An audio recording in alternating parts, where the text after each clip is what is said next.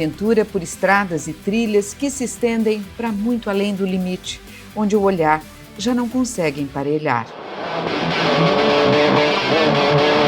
A paixão por pilotar, gostar de pilotar um carro de rally, de competir, de brigar pela vitória. Chegar e largar já é uma grande vitória.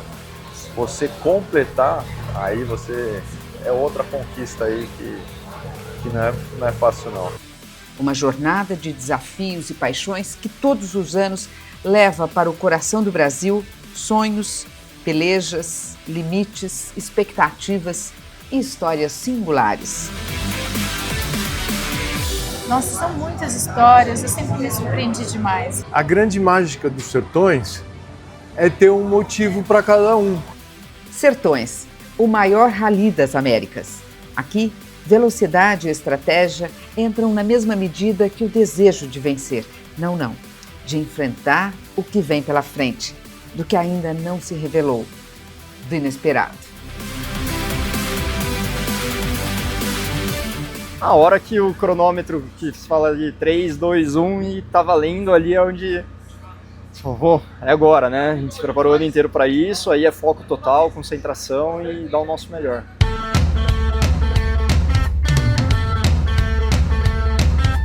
(3.400 quilômetros de poeira e o coração apressado. 259 pilotos em 4 categorias: motos, quadriciclos, carros e UTVs, esse tipo de bug maior e mais reforçado. A 33ª edição do Rally dos Sertões percorreu 5 estados brasileiros, saindo de Goiás para cortar Minas Gerais, Bahia e Pernambuco, até chegar na Praia do Francês, no estado de Alagoas. O desafio é sempre fazer uma prova melhor que a outra. E é lógico, tem muito mérito nosso, de todos os arquivos que nós temos, de 25 anos de montagem, mas eu agradeço sempre a Deus, e eu acho que Deus é ralizeiro, porque é Ele que faz a gente procurar uns lugares novos e surpreender a cada ano. O Carlos Eduardo Sachs, o Du, é o diretor de prova dos Sertões e explica que o primeiro critério para definir um roteiro é a direção. Determina-se a cidade de largada e chegada, ponto 1. Depois a gente começa a pesquisar quais as cidades e dormitórios, as que têm estrutura, aeroporto, ou que a gente possa fazer uma etapa maratona. Feito isso, aí o trabalho hoje é feito pelo Google Earth. Então a gente, como conhece esse Brasil muito bem, a gente começa a prospectar e linkando trilhas, alguns arquivos antigos. Aí juntamos todos os arquivos e saímos para fazer a planilha oficial. Então aí sim a primeira passada, a gente sabe quantos quilômetros vai ter o dia, quantos quilômetros de deslocamento inicial, final, quantas propriedades nós estamos fazendo e já vamos pedindo autorização, fazendo o primeiro contato. E eu faço então o livro de bordo, passo todas aquelas informações. Um mês depois, normalmente até 60 dias antes da prova, nós fazemos a conferência. Aí o livro de bordo está pronto. 4 diretores adjuntos acompanham, mais um diretor de prova, o diretor técnico, o Edgar acompanha, eu na parte de segurança, e em 4 carros e conferimos toda a prova, mais uma vez. A preocupação com a segurança é tão intensa quanto o espírito de aventura da competição. É a 2ª maior prova do mundo em quilometragem, mas nenhuma atravessa tantos biomas e revela paisagens tão insólitas.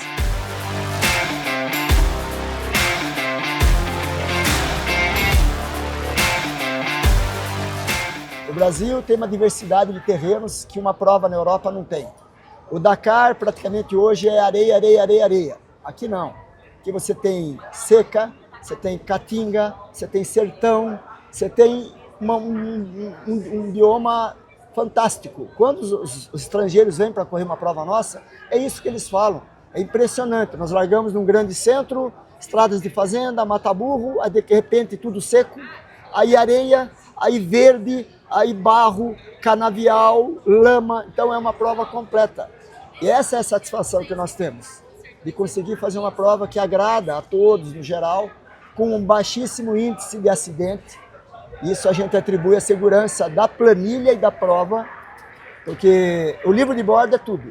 Se o cara leu ali entendeu, dificilmente ele vai se machucar.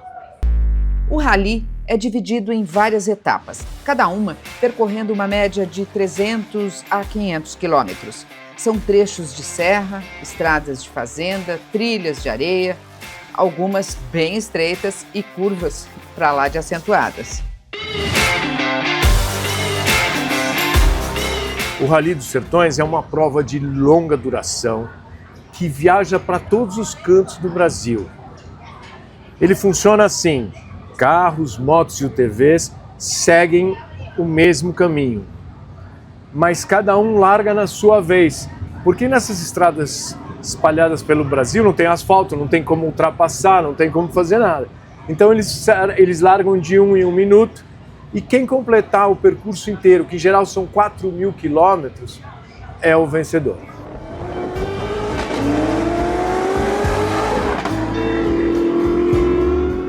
Em cada etapa, 1 segundo pode separar a vitória e a derrota. E é nesse instante decisivo que o cronômetro entra em cena. Aqui, a precisão absoluta faz toda a diferença. Um trabalho que o apurador André Godinho conhece de perto. Há 15 anos, ele conta os tempos da prova, uma função que define o piloto mais rápido em cada percurso. Tem uma equipe na largada e uma equipe na chegada. Essa equipe da largada manda as informações da largada. Então, largou 8.1, 8.2, manda para a central aqui. Na central, a gente pega esses dados e fica esperando na chegada. Há 2, 3 horas, 4 horas, dependendo do dia, começa a chegar o pessoal na equipe da chegada, vem essa informação para a gente. O tempo, largada menos chegada, chegada menos largada, é 3 horas de prova e tal. Aí tem a parte de penais. Então vem essas informações para nós, a gente compila tudo e fala assim, ó, fulano de tal ficou em primeiro, fulano de segundo, terceiro. Qual o maior desafio para quem faz a cronometragem? O maior desafio é conferir essas informações que vêm, né? Porque é tudo online, né? Então a gente tem que estar sempre preocupado com o tempo correto da largada, da chegada. O gargalo é prestar atenção. Do calor que sufoca à poeira que deixa o caminho invisível. O percurso é de obstáculos.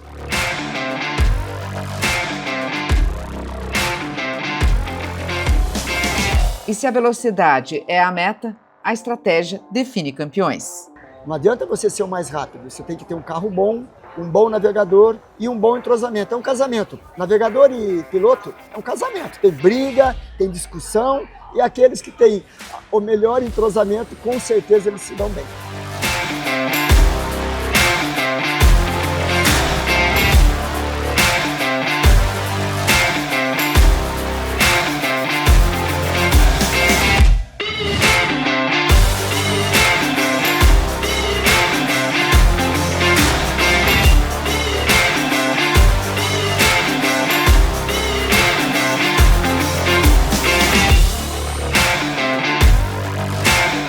Em duas modalidades, carros e UTVs, a disputa é em dupla. Piloto e navegador correm juntos e dividem da cabine a responsabilidade de cravar o menor tempo. O navegador basicamente tem que falar, né, além do percurso, o roteiro que deve ser seguido, todas as informações que a gente tem no livro de bordo, que é a planilha. Então todos os perigos, todos os pontos de atenção, as curvas, a graduação das curvas, né, para ajudar o piloto para saber qual velocidade ele vai fazer, vai transpor o obstáculo, né. Então esse é um das atividades do navegador, né. Fora isso, tem toda a parte mecânica de monitoramento do carro, né. A gente monitora todas as pressões, informações do motor, de temperatura. Também tentamos ajudar o piloto fazendo a gestão ali do ritmo de prova, para saber se a gente está andando num ritmo legal, se caiu um pouco o ritmo, né, se dá para andar um pouco mais ou menos. É um conjunto de atividades aí que o navegador acaba fazendo, além de passar informação sobre o roteiro para o piloto. Tem terrenos que o navegador é mais importante que o piloto. Tem terrenos que o piloto faz uma função maior. Mas é uma dupla, ali dentro do carro é uma dupla e se os dois não estiverem bem alinhados e afiados, o negócio não anda. Mais do que um guia, o navegador representa os olhos e os sentidos do piloto. Apesar de não pegar no volante, é ele quem determina a direção.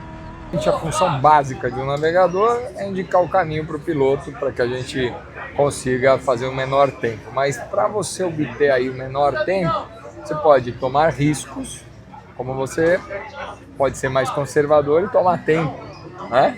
Então a gente busca vencer. Então, num determinado momento, o navegador indica o caminho de uma forma que o piloto toma um pouco mais de risco, mas ele está mais rápido. E aí, ou se a gente já está na frente na prova, no terceiro, quarto dia com uma vantagem boa, o navegador também cuida dessa estratégia. Eu posso fazer uma cantada um pouco mais conservadora e minimizar qualquer risco de um pneu furado, uma quebra, coisas assim. E a gente vai levando de acordo com o resultado. O navegador é muito importante porque ele vai te falar onde passar, o que tem que ser feito. Então, ó, a sintonia entre os dois ali é muito importante, né? O que fala, do jeito que fala, da maneira que fala. Por exemplo, se ele está nervoso também, se te passa isso. Então, são duas pessoas, né? Então, você tem que manter, hora um está nervoso, o outro tem que ter esse controle emocional também aí, né? Uma sincronia impecável só pode resultar em conquista. E a parceria de Marcos Baumgart e do navegador Kleber Sinclair rendeu o título da temporada 2025 na categoria Carros.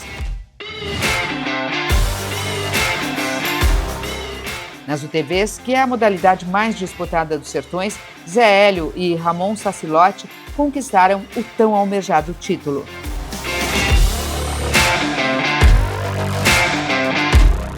Ao contrário de outras competições, os Sertões é um esporte que não tem a torcida por perto, a arquibancada vibrando, nada disso. O caminho é muito diferente. É o navegador e o piloto. Já nas motos é um pouco diferente. É só o piloto. Aqui, o voo é solitário. –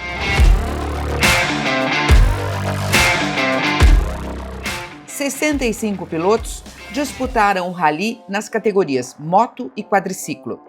O espanhol Torches Carreira foi o campeão nas motos e Marcelo Medeiros garantiu a vitória no quadriciclo.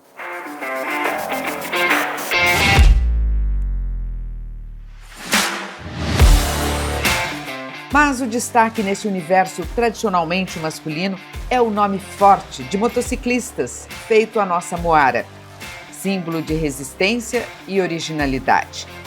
Ela já é veterana nos Sertões, mas também precisou superar barreiras para além das curvas e as pedras no meio do caminho.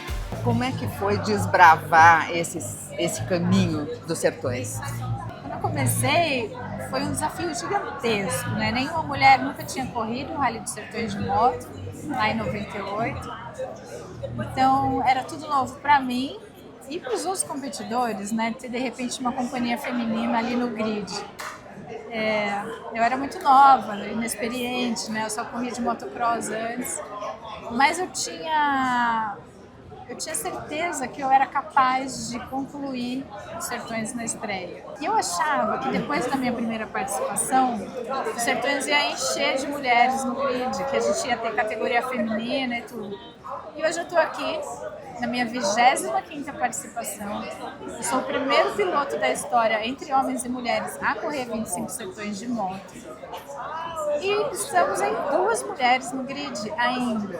E é muito masculino, não tem um jeito, sabe? Exige uma dedicação, um treinamento, uma entrega muito grande para você conseguir estar aqui e viver a emoção de correr uns Sertões.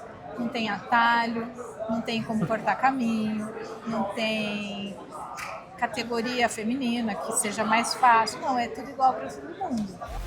Força e inspiração que estão mudando a cultura do off-road no Brasil, fortalecendo a presença feminina para trazer mais competidoras em outras categorias. Eu vim para o Rally dos Sertões com um projeto que envolve muitas marcas, inclusive o próprio Sertões, que é um projeto de protagonismo feminino. Então eu tenho uma engenheira, uma mecânica, uma navegadora, eu como pilota, chefe de equipe, minha mãe está trabalhando nos Sertões. Quantas mulheres você vê aqui pilotando? Não tem muitas, né? Eu tô doida para que tenham várias e que tenham uma categoria feminina. Então eu me inspiro em outras mulheres que estiveram aqui antes de mim, a Moara, a Helena. Eu vim aqui por conta delas e outras podem vir por minha causa.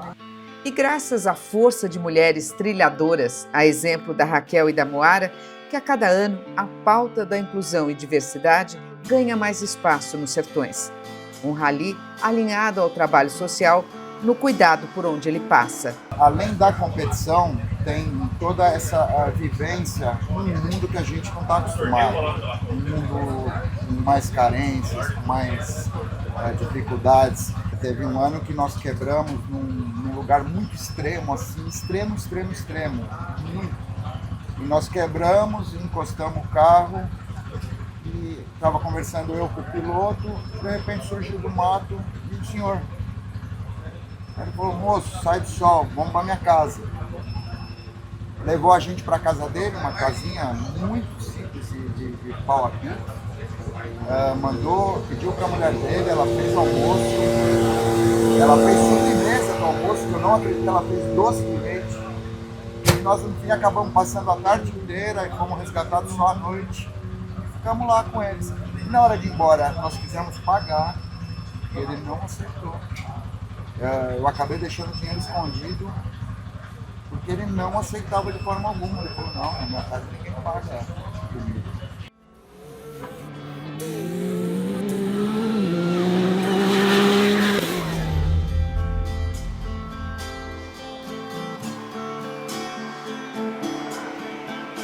A conexão com um Brasil profundo que impressiona, modifica e mostra que no silêncio da estrada, resistir pode ser ainda mais importante do que vencer.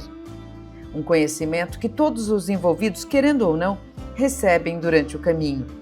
O maior campeão do Rally dos Sertões entendeu logo tudo isso e levou para casa uma lição de vida. Eu aprendi o que é felicidade num Sertões, porque eu quebrei no meio do nada, não tinha como sair dali mais. E aí logo apareceu um pai com 2 crianças para conversar com a gente e ofereceu acolhimento, ofereceu a casa dele, ofereceu comida. E eu fiquei lá de umas 11 horas da manhã até acho que meia-noite na casa dessa família. E eu fiquei muito impressionado o quanto simples era a vida deles e o quanto felizes eles eram. Quantas coisas bacanas eles contaram da vida, com orgulho, com alegria, da criação dos filhos, das conquistas de ter mudado de uma casa do outro lado do rio para aquela que a gente estava. Então ali, para mim, foi uma ruptura do que é felicidade, assim, que não está simplesmente, como a maioria acha, vinculado a poder, a conquistas, a compras, a restaurantes e viagens. A felicidade está muito mais internamente nas pessoas do que no que elas têm em torno. Então, assim, foi um dia marcante que eu aprendi no meio do nada, de uma forma extremamente inusitada, num Rally dos Sertões. Eu sou apaixonado pelo Brasil, de norte a sul, e aonde você passa, você olha e se deslumbra com as paisagens, com as pessoas, com a riqueza natural do país. Dias e dias que despertam o dom de olhar para o outro. É o Rally que fortalece vínculos e traz de volta para o mundo a gratidão por onde a caravana passa. Na verdade, o Rally é uma emoção todos os dias, né? A gente vê histórias que realmente comovem muito a gente, é uma outra realidade. Eu falo que só entende quem realmente vive o Rally, porque mesmo a gente contando as histórias, todo mundo fala, gente, é isso mesmo, e é uma aventura e uma emoção diária. E o legal, bacana, que é muito mais que um esporte, né? Essa parte socioambiental, a gente lida com pessoas, a gente lida com outras verdades, né? E a gente vê que a gente está ajudando muitas pessoas com o nosso trabalho. A Amanda é coordenadora do Time Ambiental dos Sertões, um programa de sustentabilidade que procura reduzir, por uma série de ações, os impactos da competição no meio ambiente.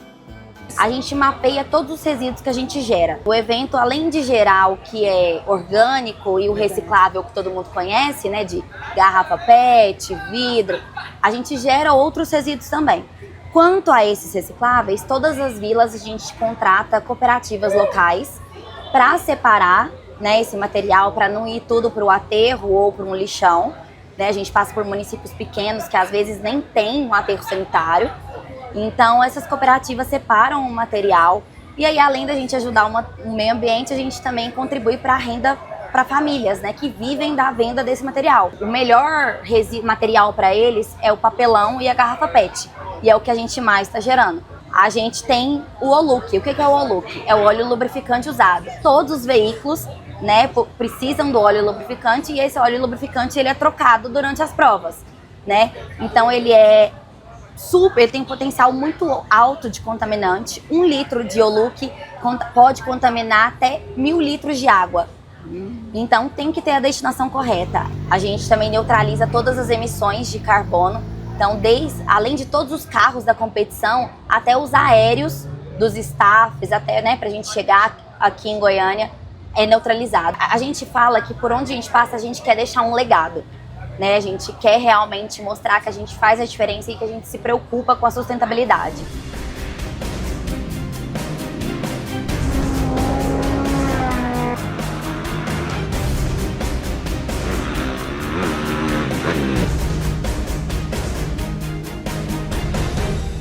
Direita fechada, um estreito.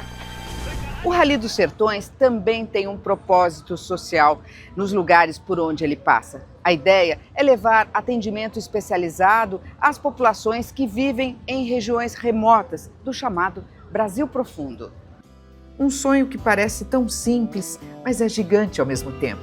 Um projeto que começou em 2013 dentro dos Sertões e hoje virou uma ponte que conduz os médicos voluntários a lugares onde era difícil de chegar.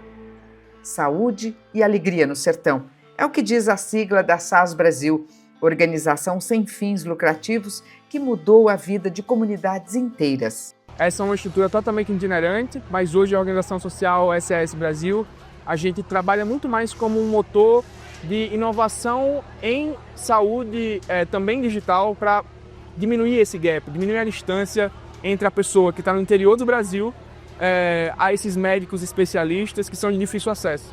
Está falando de quase 65 milhões de pessoas no Brasil hoje que não têm acesso à saúde especializada. Então você imagina um país do tamanho do Brasil, com os médicos concentrados num espaço tão pequeno. A gente tem alguns programas específicos, que é o programa da saúde da mulher, saúde da pele, saúde da criança escolar e a oftalmologia pediátrica, que é o Vermagia, que a gente chama, que é muito querida porque cuida das crianças e tem um propósito de apoiar também a diminuição da evasão escolar, porque uma das maiores causas de evasão escolar é a baixa acuidade visual não tratada, não cuidada. Que a criança vai, ela não está enxergando e aí ela fica desmotivada e para de ir para a escola. E é muito legal de ver os olhinhos delas brilhando, né, e enxergando, mas o principal objetivo é apoiar aí a escolaridade e que elas continuem e diminuir a evasão escolar. Em 12 anos, foram quase 400 mil atendimentos de saúde em 300 municípios brasileiros. Uma rede de voluntários que se juntaram para fazer da medicina o afeto para gerar a transformação. O que eu acho que é mais bonito do brasileiro é essa vontade de fazer a diferença, essa vontade de apoiar dentro do próprio país, de fazer a diferença. Então a gente tem aí mais de 130 voluntários confirmados de diferentes cidades do Brasil para poder fazer a diferença na vida dessas pessoas que elas nem conhecem. Por ser enfermeira, a minha vida inteira foi servir as pessoas e as suas doenças e buscar amenizar esse sofrimento. Quando me aposentei, eu senti muita falta desse momento. Então, quando eu soube que esse projeto, ele fazia isso, pacientes do SUS de alguma maneira vão ser atendidos, vão ter menos tempo de espera de consulta, e eu podendo ajudar de alguma forma, aí eu falei, agora eu vou participar porque eu estou sentindo, tem gente que sente falta da adrenalina. Eu sinto falta da empatia, eu sinto falta do acolhimento com essas pessoas. Eu gosto muito.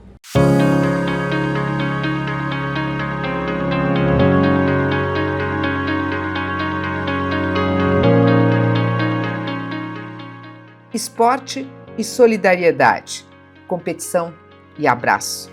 Esse é o espírito dos Sertões, o rally que mais promove ações ecológicas, médicas e educativas em todo o planeta.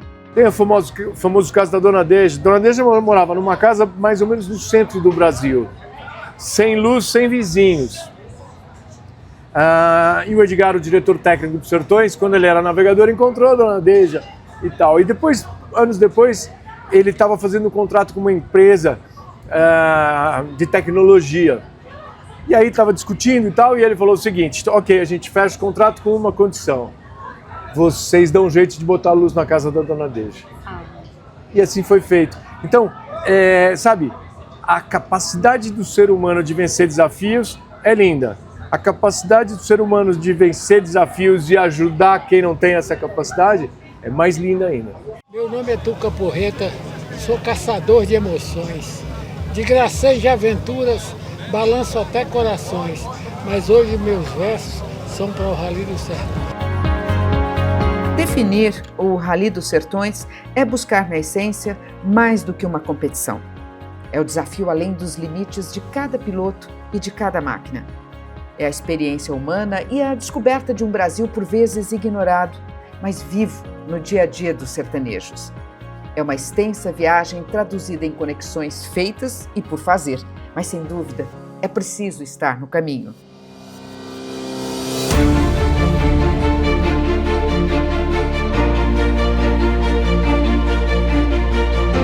O rally é uma paixão, é um trabalho, um desafio que nos move, é o que faz a gente ficar esperando isso aqui o ano inteiro para chegar a essa data do Sertão e a gente sentar e poder acelerar e performar.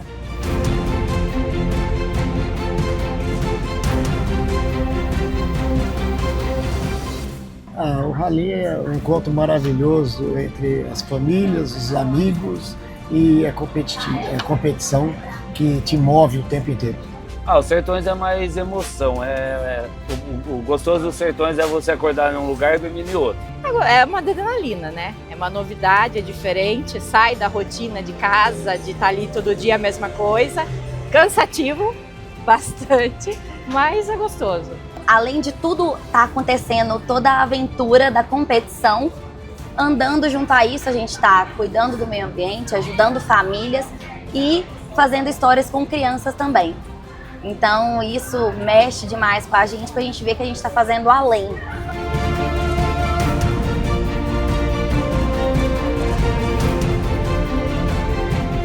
A grande experiência, a grande amizade, eu acho que tudo que o Sertões faz é deixar um legado, né? Então isso é muito bacana, ele deixa um legado, deixa as famílias ribeirinhas aí com um pouquinho mais de conforto, porque uns vão distribuindo cesta básica, outros brinquedos, outros ajudam como pode, né?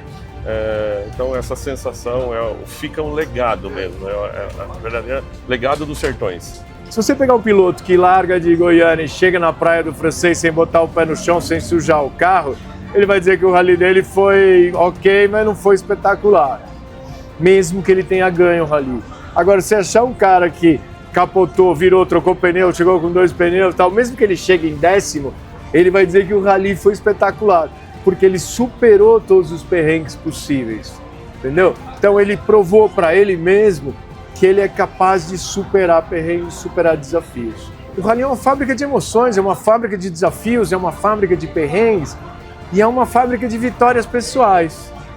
Todo mundo quer vencer pessoalmente em alguma coisa. Então, se eu vencer esse ano que vem eu quero vencer de novo.